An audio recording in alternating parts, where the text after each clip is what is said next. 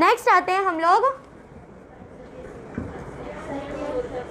सत्यशोधक समाज। इसको तो डेफिनेटली तुम लोग ने सुने होंगे, अब इसको नाम मत बोलना।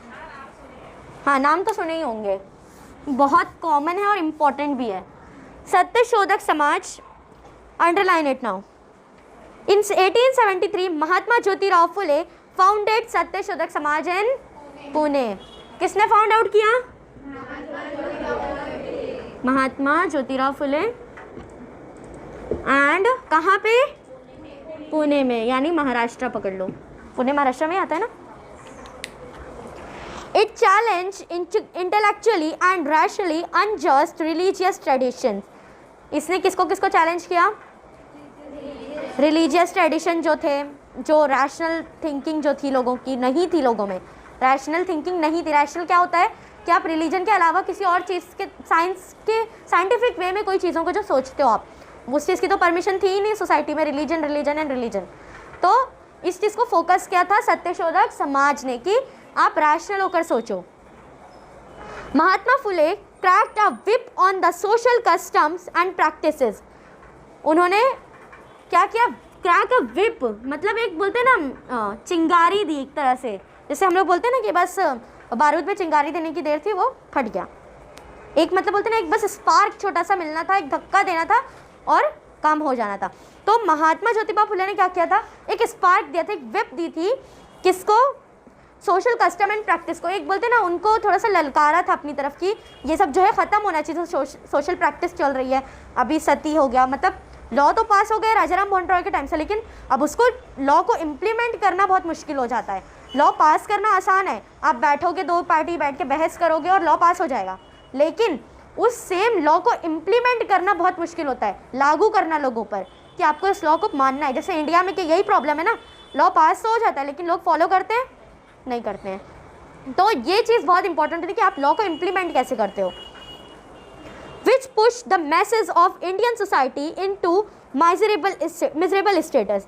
यानी कि जब महात्मा ज्योतिराव फुले ने एक विपिंग दी, वहाँ पर एक स्पार्क दिया जो कस्टम ट्रेडिशंस थे, तो ये चीज़ क्या हुआ, इसने एक मैसेज, एक प्रॉब्लम क्रिएट किया। मतलब बोलते हैं ना, गड़बड़ सड़बड़ हो गई। अब आप कई दिनों से जो है, अभी जैसे मान लो कि आप बहुत दिन से हिस्ट्री पढ़ते आ रहे हो, ठीक है, अचानक से आपको बोल दिया गया कि आपको हिस्ट्री के बजाय सोशियोलॉजी सिर्फ पढ़ना है, हिस्ट्री ख़त्म और हिस्ट्री की जगह पर भी सोशियोलॉजी पढ़ना है।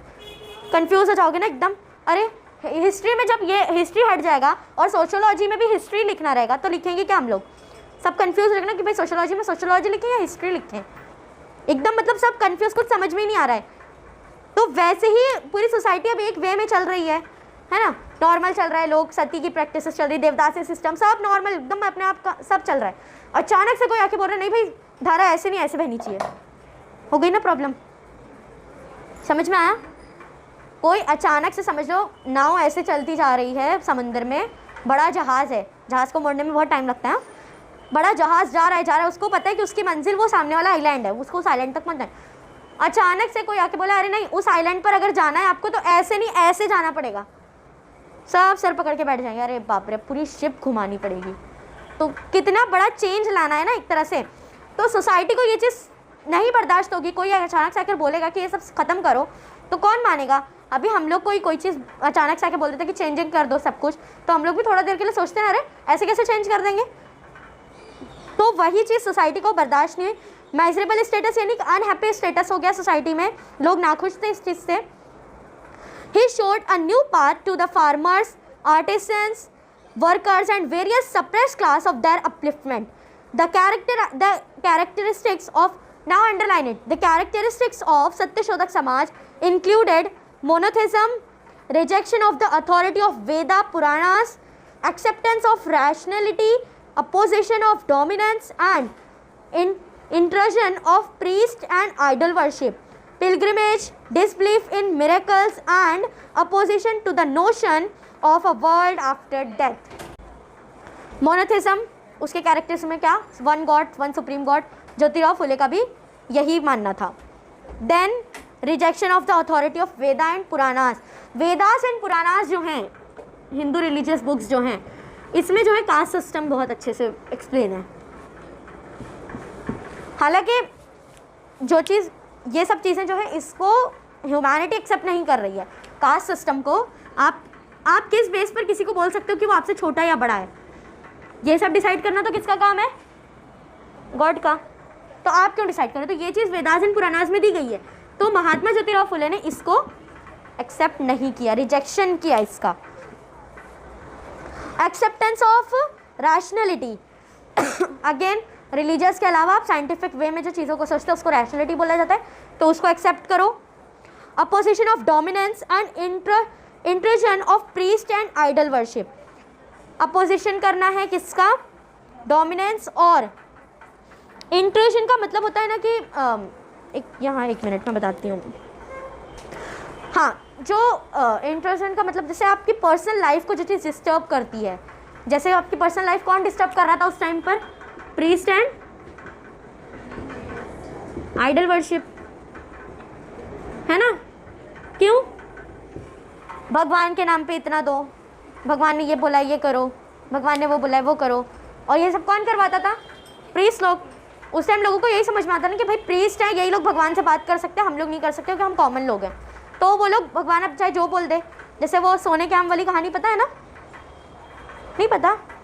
प्रीस्ट लोग जो होते थे, मतलब पहले के लोगों में क्या होता था, स्पेशली राजा महाराजा जो होते थे, उनके जब घर वालों में कोई मरता था ना, तो अगर मरने से पहले उसने कोई आखिरी इच्छा अपनी दी है, जाहिर की है, और वो आखिरी इच्छा पूरी नहीं कर पाए, तो राजा बहुत परेशान हो जाते थे कि आत्मा को शांति नहीं मिलेगी ना।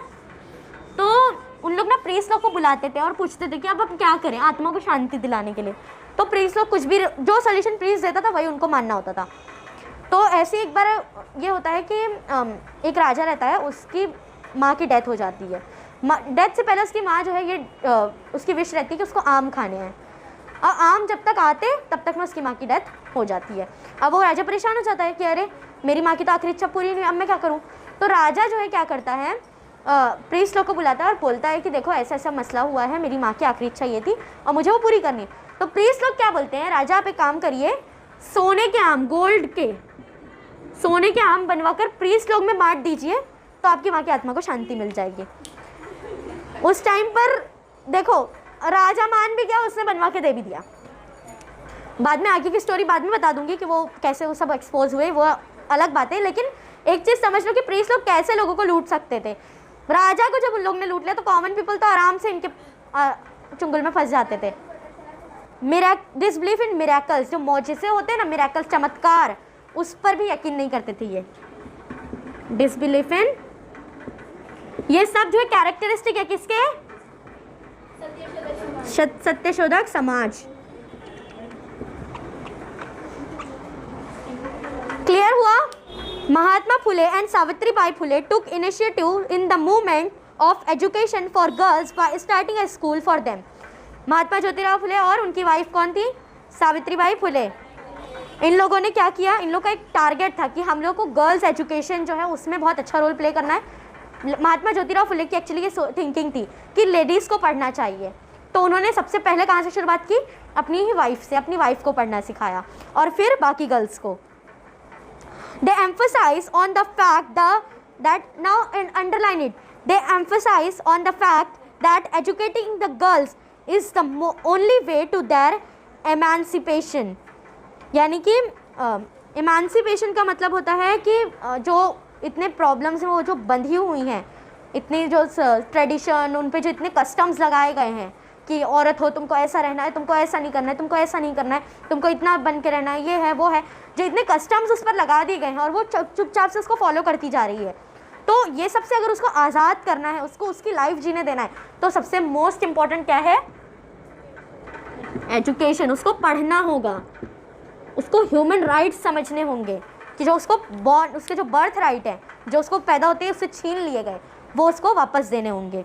तो क्या इनके पास एक रीज़न था कि एजुकेशन था, जिससे उन लोग औरतों को मतलब इमांसिपेट कर रहे थे। The work of educating girls was continued by Pandita Ramabai and Ramabai Ranade. दो औरतों के और नाम है, कौन कौन है ये? Pandita Ramabai and,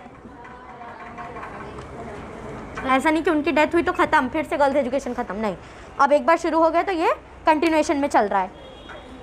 again next नीचे आओ, अभी वो फोटोज़ के नीचे जो है उसको अंडरलाइन करो। The social system in India was based on social inequality. Social system किस पर बेस्ड था? Social inequality, caste system. Mahatma Phule worked for creating a social system based on equality. Mahatma Phule ने क्या करने की कोशिश की कि एक ऐसा सोशल सिस्टम बने जो कि किस पर बेस्ड हो? इक्वालिटी, बराबरी पर रहे, कोई छोटा बड़ा नहीं होना चाहिए उसमें। His work as continued by, अब देखो उनके वर्क, उनका जो काम था महात्मा ज्योतिराव फुले का काम, उसको कंटिन्यू किसने किया? और सब नाम अंडरलाइन कर लो, याद कर लेना। गोपाल बाबा वलांकर, who severely criticized untouchability in his book Vittal Vishwamsan, Destroying Defilement. Underline all of this. वो बुक का नाम अच्छे से याद होना चाहिए। किसकी बुक थी? वलांकर की, जिन्होंने उस बुक में क्या किया था? क्रिटिसाइज किस चीज़ को किया? अनटचेबिलिटी को। जम्बा drew attention to the problems of the deprived women like Murali, Jogatni and Devadasi. देखो अभी शिवराम जम्बा, इन्होंने कौन कौन सी प्रॉब्लम को जो है हाईलाइट किया? डिप्राइव्ड वुमेन, मतलब कि डिप्राइव्ड वुमेन किसको बोला जाता है? जिसके पास मतलब उसके लाइफ बर्थ राइट नहीं है। एक तरह से डिप्राइव्ड वुमेन वो होती है जैसे उसको बेसिक नेसेसिटीज़ भी नहीं मिल रही है। जैसे बर्थ राइट है ना उसका, उसको बेसिक नेसेसिटीज़ नहीं मिल रही है, सही कपड़ा नहीं। जैसे अगर घर में पहले क्या होता था, लड़का लड़की हैं, जैसे भाई बहन है, तो भाई पर बहुत ज़्यादा ध्यान दिया जाता था, बट बहन को कोई नहीं देखता था, उसके रहना सहना उसका कुछ नहीं, लेकिन लड़के को बहुत। तो वो सब चीज़ ये उन्होंने इस चीज़ को फोकस किया कि लेडीज़ जो घर में आपके हैं उनको भी उतना इम्पोर्टेंस देनी चाहिए। मुराली अगेन जो है ये एक ऐसी कोई प्रैक्टिस है, इसके बारे में बहुत सारा डिटेल नहीं है। जोगातिनी जो होती है ये फीमेल बैगर होती है, सब चीज़ को फेस कर रही है वो। एंड देवदासी सिस्टम किसी को पता है क्या होता है? देवदास मूवी की बात नहीं कर रही हूँ मैं।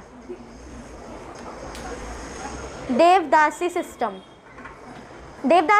एक्चुअली क्या होता था कि पहले जो है जो लड़कियां होती थी, यंग गर्ल होती थी, जो इनकी उम्र शादी के लायक होती थी, उन लोगों को किसी भी मंदिर में ले जाकर भगवान से उनकी शादी कर दी जाती थी।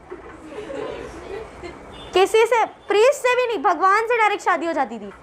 और भगवान से शादी होने के बाद वो औरत उसी टेम्पल में रहती थी, और फिर उस टेम्पल में वो कैसे रह रही है, उसको क्या प्रॉब्लम फेस करनी पड़ी, इससे किसी को कोई लेना देना नहीं था। कोई उसको यूज़ कर रहा है, कुछ है, कोई प्रॉब्लम नहीं। वो एक बार भगवान से शादी हो गई, फिर उसके साथ जो करना है करो, ऐसा है। उसकी फिर दोबारा शादी भी नहीं होती थी, उसको वहीं रहना है, वहीं मर जाना है। समझ में आया? तो ये देवदासी सिस्टम था। तो इसको उन्होंने बहुत क्रिटिकली अपोज किया था कि ये सिस्टम बहुत ख़राब है, जिसमें एक औरत की पूरी लाइफ जा रही है ना। स्वामी दयानंद सरस्वती फाउंडेड आर्य समाज। देखो याद रखना किसने कौन सी committee, society, organisation found out किया है। तो स्वामी दयानंद सरस्वती ने क्या फाइंड आउट किया? आर्य समाज। इन 1875 आर्य Samaj regarded, underline all is, हाँ, Arya Samaj regarded Vedas as holy book. अब देखो आर्य समाज में वेदास जो थे, वेदा पता है, ये तुम लोग को 4 वेदास पता है कौन कौन से? सामवेद, यजुर्वेद एंड अर्थर्वेद। परवीन मिस ने बताया क्या? 11th में हम लोग को भी पढ़ाए थे इसलिए। तो ये सब जो है ना, ये बहुत, मैं बताया ना कि उनकी रिलीजियस बुक है। मोस्टली ऋग्वेदा में ना जो चांट्स इनके होते हैं ना, मंत्र तंत्र, वो ऋग्वेदा में पूरे लिखे गए हैं। सामवेदा में जो इनकी मेलोडीज होती है, साम का मतलब ही म्यूज़िक होता है, तो जो म्यूज़िक वगैरह इनके है ना बहुत जो रिलीजियस, वो सामवेदा में लिखी गई हैं। यजुर्वेदा में भी ऐसी कुछ है, हाँ, मेडिसिन के बारे में, एग्जैक्टली मेडिसिन। और अर्थर्वेदा में ना ये जो ब्लैक पावर्स और जादू, मैजिक, ये सब के बारे में। तो ये चारों वेदा को मिलाकर बनती है वेदास की बुक। तो आर्य समाज का जो टारगेट था वो ये था, वेदा को इन लोग अपनी होली बुक मानते थे बहुत ज़्यादा। मतलब से हमारी होली बुक क्या है? कुरान। वैसे इनकी होली बुक क्या थी? वेदास। तो अगर आपको क्वेश्चन आ जाता है आर्य समाज के बारे में, तो आप वेदास को मेंशन करोगे, और अगर आंसर बढ़ाना है, मार्क्स ज़्यादा है, तो ये चीज़ डिटेल में दे सकते हो कि वेदास के 4 पार्ट है। बहुत ज़्यादा डिटेल में नहीं जाना, मतलब सिर्फ 4 पार्ट है, उसके ये बता दो कौन कौन से 4 पार्ट है, और बस किसमें क्या है इतना। जैसे इसमें चांट्स हैं, इसमें म्यूज़िक है, मेलोडीज़ है, इसमें मेडिसिन के बारे में और इसमें मैजिक के बारे में। बस इतना बता दो तो हो जाएगा। Clear? Okay. Arya Samaj rejected discrimination based on caste difference and encourage education of women. Education of women से अंडरलाइन करो अब, education of women, widow marriage and intercaste marriages. देखो आर्य समाज ने किस चीज़ को रिजेक्ट किया? Discrimination based on caste differences. Again caste system को इन लोगों ने भी अपोज किया कि भाई ये कास्ट सिस्टम बहुत गलत है, ये नहीं होना चाहिए। Then and encourage education of women, education of women को एनकरेज किया। विडोरी मैरिज, जो औरत, विडो पता है ना कौन होती? बेवा जिसको बोलते हैं, जिसके हस्बैंड की डेथ हो गई। उसको पहले क्या होता था, जो औरत के हस्बैंड की डेथ हो गई अगर उसको सती नहीं करते हैं, जला नहीं दिया, तो उसकी लाइफ जो है बिल्कुल एक बैगर की तरह हो जाती थी। उसको एक ही सफ़ेद साड़ी में रहना है, बाल कटवा देना है, और मतलब ब्यूटी के नाम पर, हाँ चप्पल नहीं पहन सकते, घर वालों के साथ नहीं रह सकते, तुमको एक अलग से झोपड़ी में डाल दिया जाता था। हाँ खाने के नाम पर भी वो सूखी रोटी एंड ऑल यही सब मिलता था और कुछ अच्छा नहीं मिलता, तो ऐसी लाइफ हो गई थी। तो उस पर विडो मैरिज की, अगर एक विडो वुमेन है तो उसको दोबारा शादी करने की परमिशन है। एंड इंटरकास्ट मैरिजेस, यानी कि पहले क्या होता था कि अगर कोई ब्राह्मण है, ब्राह्मण लड़का है, तो उसकी शादी ब्राह्मण लड़की से ही होनी चाहिए, दूसरे कास्ट की लड़की से वो शादी नहीं कर सकता। सेम विथ गर्ल, लड़की का भी यही मामला था, अगर वो ब्राह्मण लड़की है तो वो सिर्फ ब्राह्मण लड़के से शादी करेगी और कोई उसमें नहीं आ सकता। कोई शूद्रा है लड़का तो उसको सिर्फ शूद्रा लड़की से ही शादी करनी है, और लड़की का भी सेम था कि उसको सिर्फ एक दलित लड़के से ही शादी करनी है। तो ये चीज़ जो है आर्य समाज ने कहा कि इंटरकास्ट मैरिज जो है ये भी कॉमन होनी चाहिए, मतलब एक कास्ट की लड़की की शादी दूसरी कास्ट के लड़के से। अगर कोई ब्राह्मण लड़का है तो उसकी शादी जो है किसी दलित लड़की से या कोई वैश्या लड़की से, शूद्र या क्षेत्रीय लड़की से, कोई से भी। और सेम विथ कोई लड़का अगर शूद्रा का है उसकी शादी ब्राह्मण लड़की से या क्षेत्रा की, कोई भी ऐसे, मतलब अलग अलग कास्ट में शादी, तो इंटरकास्ट मैरिज वो है। रामकृष्ण मिशन, अभी आर्य समाज क्लियर हुआ? कुछ डाउट है इसमें? हाँ आगे बढ़ूं? नेक्स्ट क्या है? रामकृष्ण मिशन। राम कौन थे?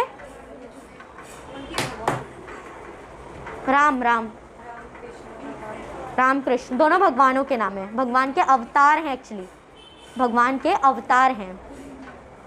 स्वामी Vivekananda, underline it, Swami Vivekananda establish Ramakrishna mission in 1897। Underline it. देखो रामकृष्ण मिशन कब शुरू हुआ? Ramakrishna mission focus more on serving needy people. इसका फोकस क्या था? जो ज़रूरतमंद लोग हैं, नीडी पीपल है, उनको सर्व करना, जो भी उनकी ज़रूरत हो। They work for people affected by famine, कोई अगर नेचुरल डिज़ास्टर है उससे लोगों को अफेक्टेड है कुछ, तो उनकी मदद करना। Health care for the sick people, बीमार लोगों को हेल्थ केयर देना, क्योंकि मतलब बहुत महंगी होती थी ना ये सब चीज़ें, तो उसको फ्री प्रोवाइड करते थे। सर्विंग द वीक, जो कमज़ोर लोग हैं उनकी मदद करना। Upholding the cause of education for women and spiritual betterment, औरतों के लिए एजुकेशन को लोगों पॉसिबल बनाना, कि मतलब औरतें किसी तरह पढ़ें, एटलीस्ट बेसिक एजुकेशन उनको दी जाए। एंड स्पिरिचुअल बेटरमेंट, एक तरह से बोलते हैं ना, आपके स्पिरिचुअल बेटरमेंट भी इसमें इंक्लूड हो रहा था। आप कोई अच्छा काम करते थे कि स्पिरिचुअल बेटरमेंट, एक अंदर से खुशी मिलती है ना, वो चीज़ इसमें फोकस की गई थी। समझ में आया कि इन लोगों ने क्या क्या चीज़ों को फोकस किया था? It gave a message to the Indian youth to get up and to awaken and keep moving until the goal is achieved. ये एक्चुअली मैसेज था किसके लिए? इंडियन यूथ्स के लिए, जो जवान लोग होते हैं ना, उनके लिए था। उनके लिए क्या मैसेज था? कि आप उठो, क्योंकि देखो चेंजेस, थॉट्स जो है ना, वो जो है जो सीनियर्स हैं, सीनियर सिटीजन्स हैं हमारे, वो देंगे। थॉट्स जो होंगे ना, एक्सपीरियंस जो होंगे, वो सब इनसे मिलेंगे, सीनियर से। लेकिन उसको प्रैक्टिस कौन करेगा, अमल में कौन लाने वाला है? यूथ। पावर्स होती है इनके पास, ताकत रहती है और उसका स्टैमिना होता है, उतने करेज होता है। इनका काम है भाई एडवाइस देना, एडवाइस को इम्प्लीमेंट करना, फॉलो करना, ये यूथ्स के काम है। तो यूथ जब तक के एक्टिव नहीं होंगे कोई चेंज नहीं लाया जा सकता है। आप जितना चाहो कि अगर अकेले कर लो सब कुछ, तो यूथ्स की ज़रूरत आपको हमेशा पड़ेगी। जैसे अभी हम लोग देखते कोई प्रोटेस्ट होता है, कुछ होता है, तो वॉलंटियर्स का काम कौन करता है? बुढ़े लोग आते हैं सब? नहीं ना, यूथ्स आते हैं ना। हाँ, अब देखो इन लोगों ने यूथ को एक्टिव किया कि भाई यूथ जब तक काम नहीं करेंगे तब तक कुछ नहीं होने वाला।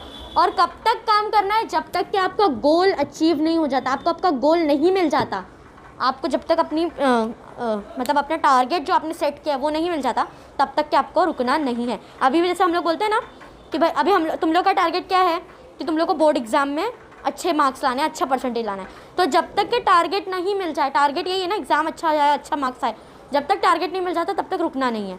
तो वही इनका भी टारगेट है कि भाई जब तक आपका अपनी जो गोल सेट किया हो अपनी लाइफ का, वो जब तक आपका सेट कंप्लीट नहीं हो जाता आपको रुकना नहीं है।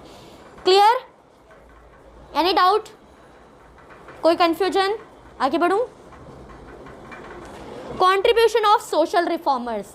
अभी तो ये लोग जो थे ये सब रिफॉर्म लाने वाले थे, अब कंट्रीब्यूशन जो हुआ इसको आगे बढ़ाने का काम ये कौन किया? उसमें सबसे पहला नाम किसका है? सर सैयद अहमद खान।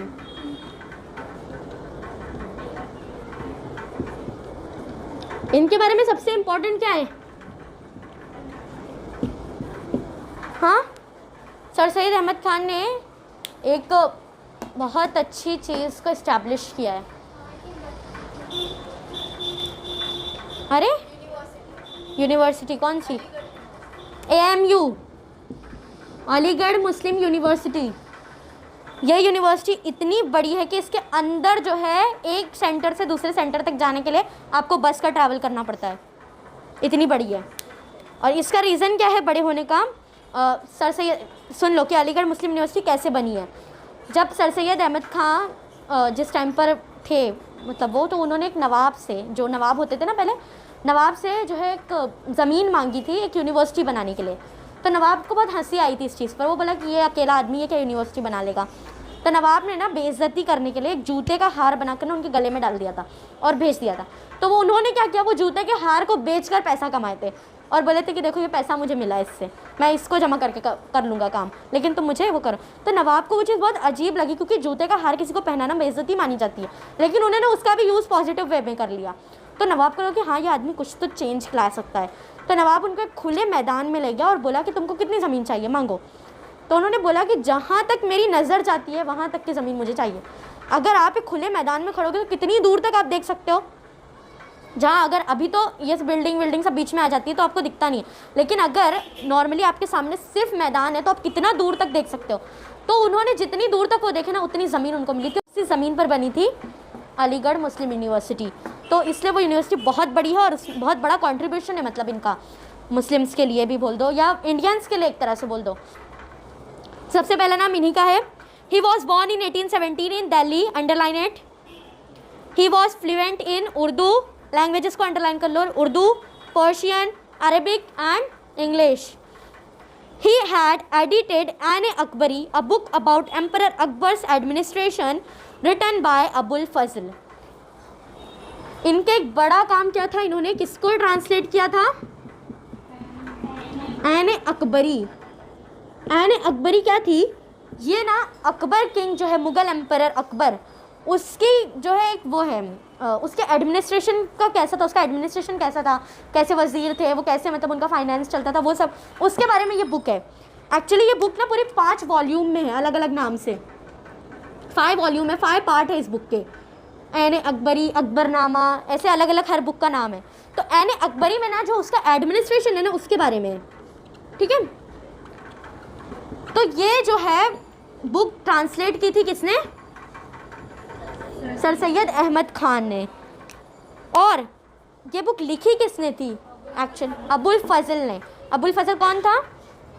अकबर बादशाह का एक नौरत्न था, नवरत्नों में से एक था वो। और विल यू बिलीव अबुल फजल की डेथ कैसे हुई थी? जहांगीर ने उसका सर कटवाया था।